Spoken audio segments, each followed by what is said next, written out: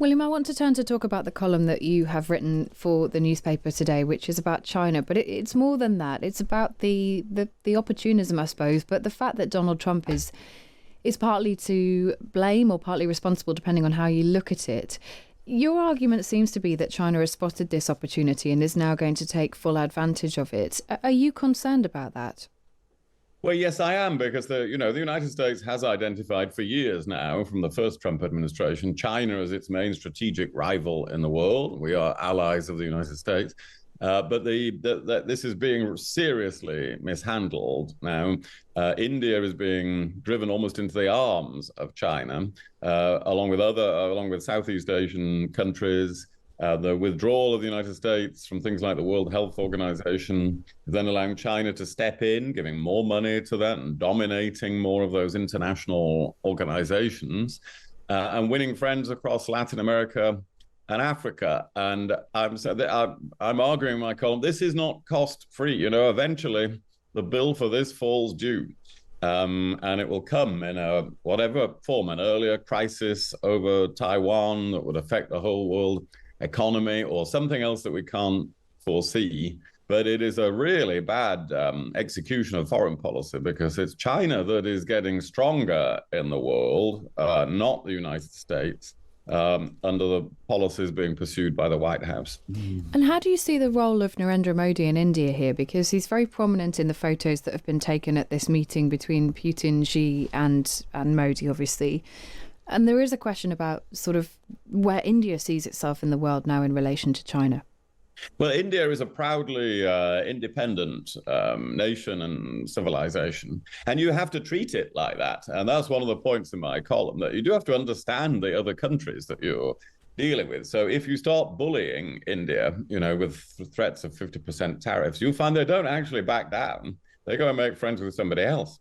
And if you treat Pakistan, the Pakistani army in particular, in a very warm way, which President Trump has for some reason done, well, then that is really neuralgic in India for long historical reasons. And they actually had a short war earlier this year. So all of that is pushing India away, whereas the last few US presidents have all courted India, tried to make sure that India had warmer relations with the US and the West in general. That seems to be being thrown away now. So I think it's important to point this out, because amidst all the headlines about tariff changes and summits, and so something really important is happening here, which is China is being allowed to get into a stronger geopolitical position. And Kezia, how do you feel about this in terms of how it affects the UK? Because it feels like when you hear William talking about it and about diplomacy and about these countries sort of going about their own business, and we can see the sort of impact of that, the UK feels a bit irrelevant to this conversation. Yes, it does, doesn't it? And some of that is self-inflicted. So, when the tariffs first came in, our obsession, our preoccupation at the start was to think about the economic consequences of it. What we now feel is the consequences of it in terms of a diplomatic response and the soft power that the United States used to have around the world because of the value of its aid budgets. We've destroyed our own aid budget in this country, and we've lost our ability to use that type of money, that investment, to help countries be on the right side of this kind of east-west divide. And I think the area we need to be most concerned about is what's happening in African countries. Oh, that's interesting. So what would you like to see the government focus on then instead?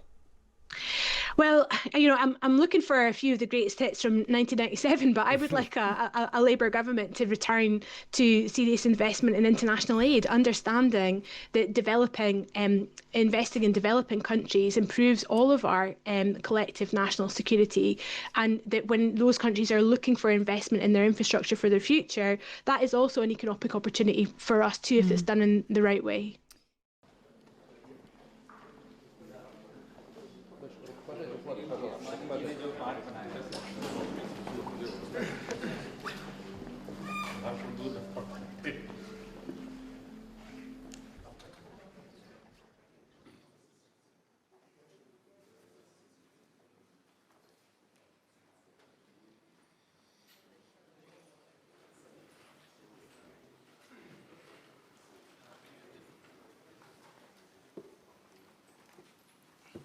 हमारे special privileged partnership पर के स्तर हम पहुंचे। Налажено многоуровневое взаимодействие. हमारे बीच बहुत बहुमुखी सहयोग चालू है। Торгово-экономическая кооперация в целом демонстрирует положительную динамику.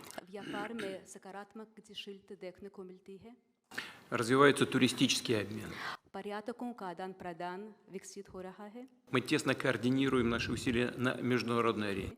जो ग्लोबल साउथ और ईस्ट के देशों के नेताओं को प्रयास मिलाने को। एक्सेलेंसी, ये हमारे special and privilege strategic partnership की गहराई और व्यापकता का परिचायक है। कठिन से कठिन परिस्थितियों में भी भारत और रूस हमेशा कंधे से कंधा मिलाकर चले हैं। हमारा करीबी सहयोग न केवल दोनों देशों के लोगों के लिए बल्कि वैश्विक शांति, स्थिरता और समृद्धि के लिए महत्वपूर्ण है। एक्सेलेंसी, यूक्रेन में चल रहे संघर्ष के विषय में हम लगातार चर्चा करते रहे हैं। हाल में किए गए शांति के सभी प्रयासों का हम स्वागत करते हैं। हम आशा करते हैं कि सभी पक्ष कंस्ट्रक्टिवली आगे बढ़ेंगे। संघर्ष को जल्द से जल्द खत्म करने और स्थायी शांति स्थापित करने का रास्ता खोजना होगा।